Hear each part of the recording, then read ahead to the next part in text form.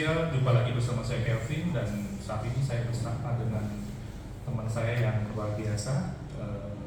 Silakan diperkenalkan bro.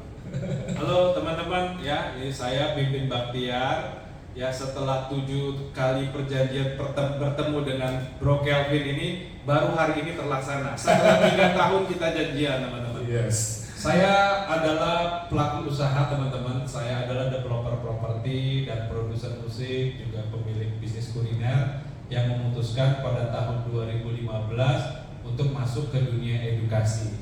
Nah sekarang saya banyak berkecimpung di dunia edukasi, Bro Kelvin dan teman-teman. Saya founder dari beberapa lembaga training, ada SECI, Sekolah Entrepreneur, ada Mark Lab Insight, itu adalah sekolah marketing.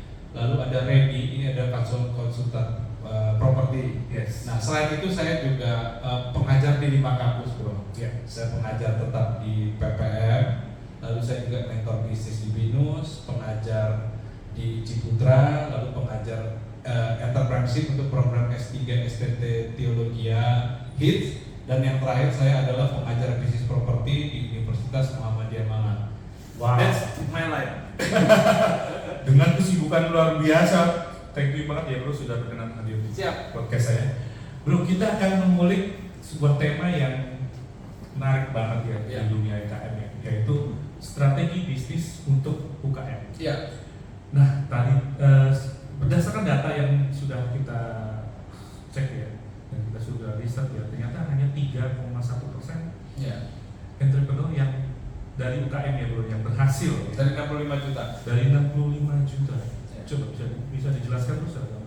Ya, jadi kita punya 65 juta pelaku usaha, tetapi seluruh Indonesia, seluruh Indonesia yang dicatat oleh pemerintah Indonesia yang layak disebut sebagai entrepreneur hanya 3,1%. Nah, Sementara kalau sebuah negara pengen maju, rasionya harus menembus 8-10%. oke, sementara itu apa sih yang dimaksud dengan entrepreneur? Mungkin buat teman-teman ada yang belum paham apa itu entrepreneur. Baik teman-teman, Global Entrepreneurship Monitoring mencatat melakukan usaha itu bisa berbasis 2 ya, satu necessity driven, ya kalau bahasa Bekasinya cari nafkah, dan yang kedua adalah opportunity driven. Dan Global Entrepreneurship Monitoring menyatakan yang layak disebut sebagai entrepreneur mereka yang melakukan usahanya karena basisnya opportunity driven. Sementara yang necessity driven yang cari nafkah tadi itu nggak layak disebut sebagai entrepreneur, ya mereka hanya pelaku usaha aja sih. Oke, jadi yang bertahan mencari nafkah dengan bertahan hidup itu tidak bisa masuk sebagai definisi. Tidak dikategorikan sebagai entrepreneur. Nah, sedangkan yang Opportunity ada orang-orang atau yang melakukan usahanya basisnya peluang usaha itulah yang disebut dengan entrepreneur. Adakah detailnya bro? Mereka harus omset berapa? Nah tadi kalau bicara omset itu kan kategorial kan UMKM kan. Kalau yang mikro itu kan sekitar 300 juta per tahun. 300 juta Ya, per kecil tahun omsetnya ya. Kecil itu kan 300 juta sampai 2,5 M. Yang menengah itu kan 2,5 sampai 50 M. Nah itu teman-teman bisa buka cek sendiri ya. Tetapi yang penting dari teman-teman UMKM ini adalah ayo bertransformasi jadi entrepreneur, karena mereka-mereka yang mampu bertransformasi jadi entrepreneur lah yang mampu melakukan lompatan bisnisnya. Nah, bagaimana tuh bro untuk dari level UKM untuk bisa menembus menjadi seorang entrepreneur? Itu apa aja sih syarat-syarat yang diperlukan? Nah, makanya bicara entrepreneurship ini bisa dibicarakan pada tataran motivasi. Ya bagus juga sih, tidak ada salahnya. Tetapi kalau teman-teman pengen memasuki entrepreneurship ini pada tataran ilmu, ada ilmunya juga kalau mau ya. Jadi pertanyaannya kan entrepreneurship itu kan keren kan, sudah terbukti di berbagai penelitian dan berbagai fenomena di masyarakat. Mereka yang melakukan entrepreneurship, bisnis dan kehidupannya melompat. Nah cuman pertanyaannya berikutnya, prakteknya gimana nih Pak Pimpin kan? Jadi ada 3 teman-teman ya. Pertama orangnya, kedua arah bisnisnya, yang ketiga adalah perilaku bisnisnya. Bicara orangnya, jadilah orang yang selalu bertumbuh dan bergerak. Selalu bertumbuh dan bergerak. Jadi kalau kita pakai filosofi yang, jadi Pak Pimpin yang hanya orang Bekasi ya pimpin orang Bekasi aja. Tetapi pimpin yang gabung ke HIPMI menjadi pimpin yang anggota HIPMI. Pimpin yang ngerti inovasi menjadi pimpin yang gabung ke HIPMI ngerti inovasi. Pimpin yang berteman dengan Kevin Hartono pemilik Gado-Gado Bobrok jadi tambah lagi tuh. Pimpin yang orang Bekasi yang anggota HIPMI yang jago inovasi yang teman Kevin. Jadi yangnya ini tambahkan terus. Artinya yang itu adalah sebuah kategori. Ya, yang itu bicara tentang bagaimana kita untuk selalu bertumbuh dan bergerak. Jadi kalau belum ngerti inovasi, belajar inovasi. Kalau belum ngerti tentang marketing, belajar marketing. Kalau belum ngerti finance, belajar finance. Kalau temannya masih sedikit, gabung ke komunitasnya Pak Kevin, gabung ke HIPMI. Nah itu yangnya ditambahkan terus. Jadi kategori yang itu adalah mungkin spesifikasi keahlian ya keahlian, network. Ya. Oke. Selain itu apa lagi, Bu? Pertama kan orangnya.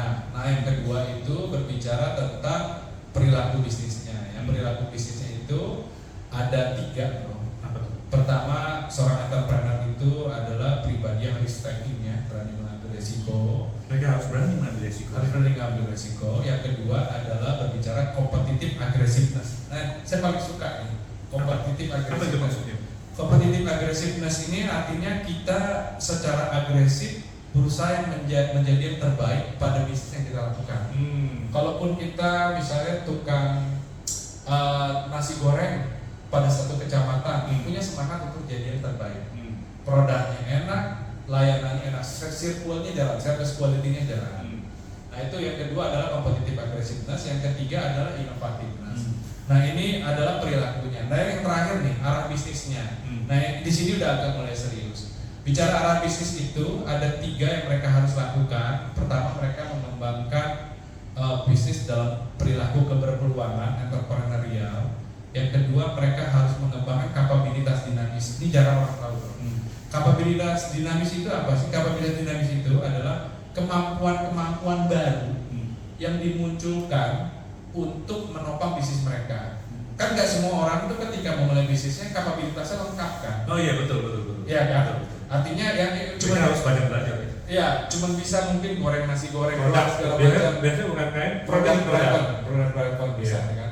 Nah tetapi misalnya dalam perjalanan bisnisnya mereka lihat tukang nasi goreng lain ketika menggunakan digital marketing omsetnya meningkat.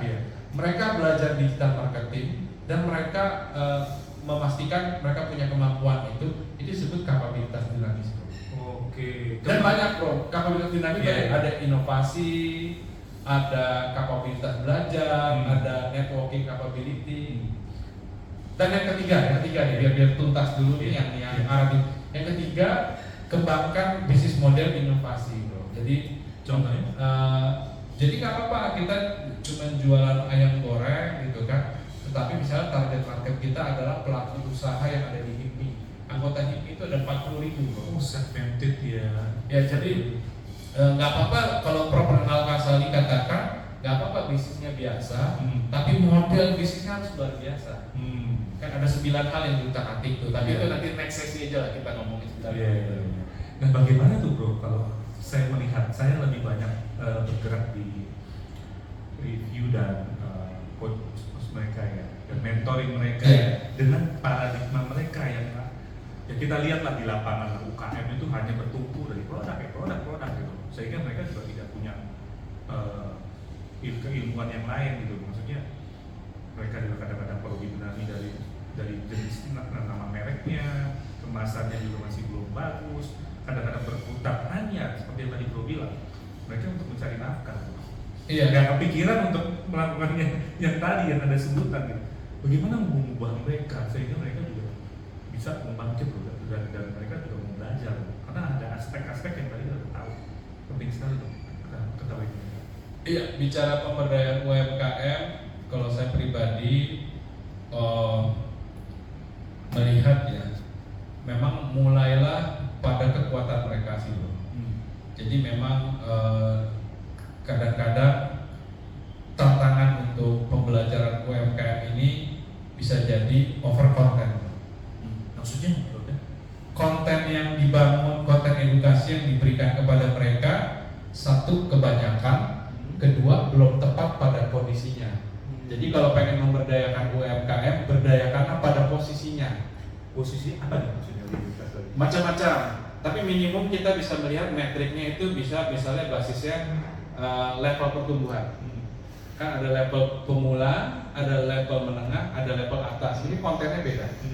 Satu. Yang kedua bisa juga berbasis bisnis kategorial.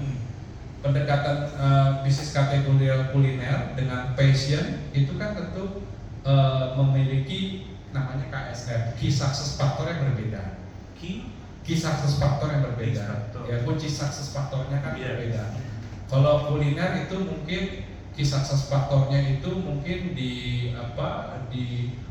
optimalnya cita rasa dan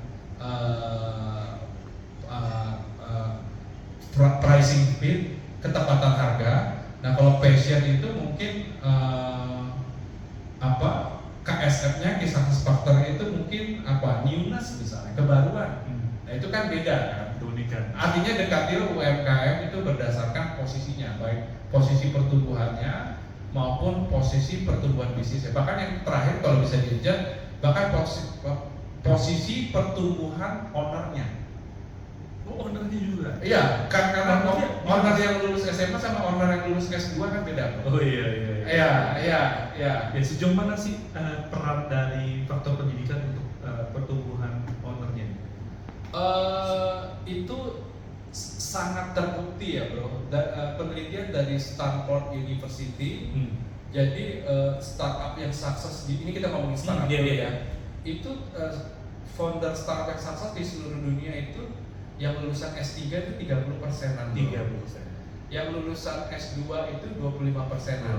Yang lulusan SMA itu cuma 10%. Wow. Nah cuman kan kadang-kadang di obrolan publik kan yang lulusan SMA yang tidak sekolahnya disorot. Lihat tuh, tidak sekolah tapi sukses. Kenapa bisa begitu ya paradigma gitu ya? Apakah kita memang berpikir sebenarnya gak usah capek-capek gitu? Lu itu aja yang mereka yang drop out aja sukses sekali. Kita tahu Mark Zuckerberg dan Bill Gates segala macam. Karena mereka malas berhadapan dengan kenyataan, bro. Kalau mau menemui kenyataan, lihatlah data. Iya. Sementara di blow up terus yang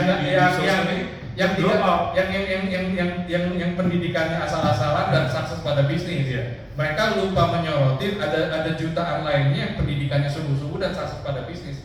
Sementara ada yang satu orang tidak sukses pada bisnis, satu orang asal-asalan pada edukasi. Kan satu orang lah, beberapa lah ya. Ya ada beberapa. Ya katakan 10 orang. Tapi yang sekolah kan 30-an juta.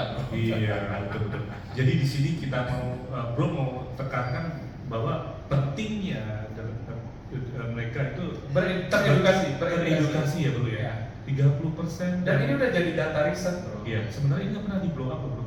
Iya. Tidak. Kenapa kalangan akademisi itu kalah gencar dengan orang-orang yang blow up? Ya memang. Blow up malah lebih hebat dari mereka. Sehingga akibatnya masyarakat kita teredukasi untuk seakan-akan ya bro. Nggak usah belajar tinggi-tinggi lah untuk menjadi entrepreneur yang sukses gitu. Itu paradigma yang kita tangkap ya di lapangan. Ya. Memang pada akhirnya harus kompak kita semua. Ya, artinya antara yang street smart sama yang book smart duduk bareng. Karena kan sebenarnya polanya bro, tidak ada satupun ilmu di lapangan yang tidak ada ilmunya di kampus. Jadi apapun ilmu yang terbaru di lapangan sebenarnya di kampus sudah ada. Itu udah root of knowledge, pohon ilmunya udah ada. Cuman kita jarang nggak terdengar gitu. Orang kampus juga jarang diajak duduk bareng sama mereka. Apakah udah mulai? Adakah sesuatu kegiatan yang memang sudah menjembatani kedua sektor ini nih, antara kalangan semangatnya udah ada, tapi tinggal prakteknya ini banyak. Kalau semangatnya kan berarti udah ada ya bro? Semangatnya kan namanya ABG bro. Apa tuh? Academician, namanya triple helix, Academician, Business and Government. Jadi semangat menyatukan kampus, dunia bisnis dan pemerintah udah ada. Memang udah ada. Seperti kayak pelaku bisnis yang sering diundang gitu. Ya. Sebenarnya itu adalah salah satu. Niatnya udah ada. Cuma makanya mari kita campaign bro, bahwa sebenarnya kan gini, antara dunia teori dan dunia praktek itu kan sebenarnya saudara kembar.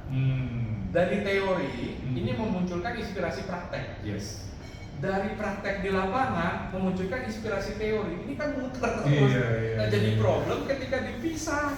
Teori-teori aja, praktek-praktek aja. Iya. Jadi peradabannya nggak tumbuh. Iya. Artinya ada pentingnya sebuah pernikahan antara teori dengan praktek di lapangan. Itu yang kita perjuangkan. Iya. Teori dan praktek ke depan harus kawin. Iya. Menurut Anda sebuah solusi apa yang kita harus lakukan untuk mengawikan dua pihak ini?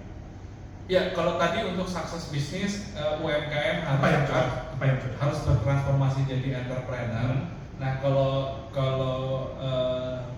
perkawinan atau sinergitas antara praktisi ilmu dan praktek itu harus dilakukan yang namanya teman-teman UMKM harus punya ikhtiar menjadi pembelajar. Saya sendiri menggagas yang namanya ini, bro. Nah, ini boleh jadi judul podcast kita nih. Apa, Intellectual entrepreneur. Intellectual entrepreneur. Intellectual entrepreneur itu berbicara tentang insan yang pikirannya cakep sekali, tinggi sekali, tetapi prakteknya juga sangat praktis sekali.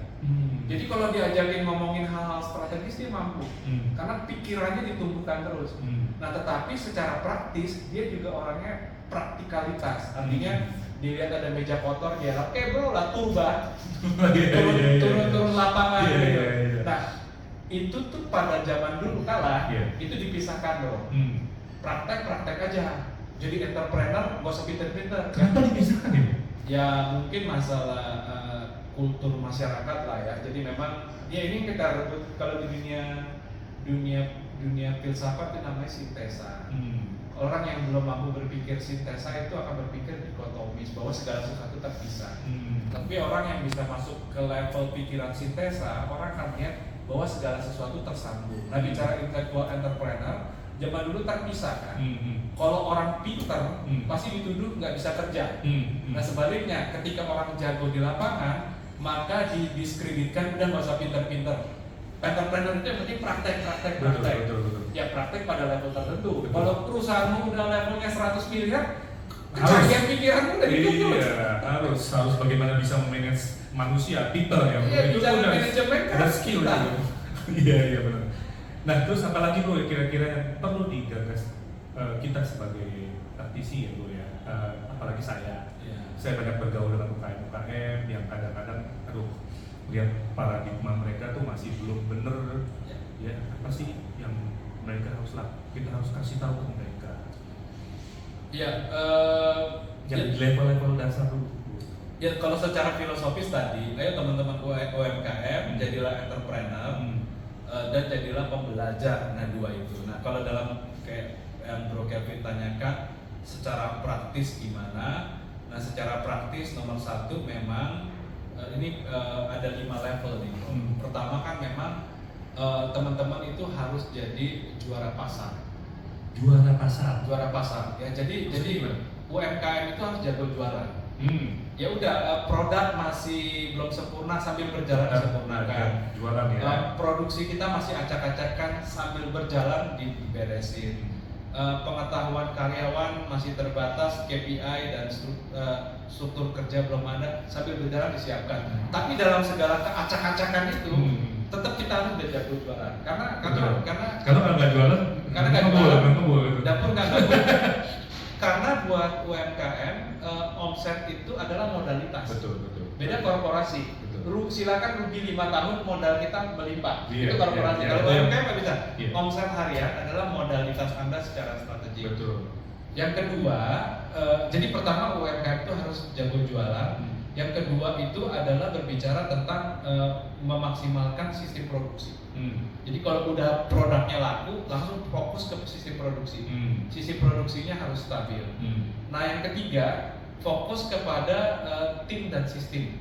Mulai kembangkan tim dan sistem. Orang SDM-nya mulai dikembangkan. Yang keempat, fokus ke legal. Ke legal, izin ya? ke izin, ke perizinan dan segala macam. Paten, IP. Betul. Nah, yang kelima baru masukin ke tahap yang namanya strategic leadership. Jadi ini silakan mulai diurut dari yang paling praktis sampai paling strategis. Menurut aku 5 layer. 5 itu dulu ya. Nah, kalau saya lihat di dulu, terutama saya juga membina UKM di kegiatan di gereja kita lah.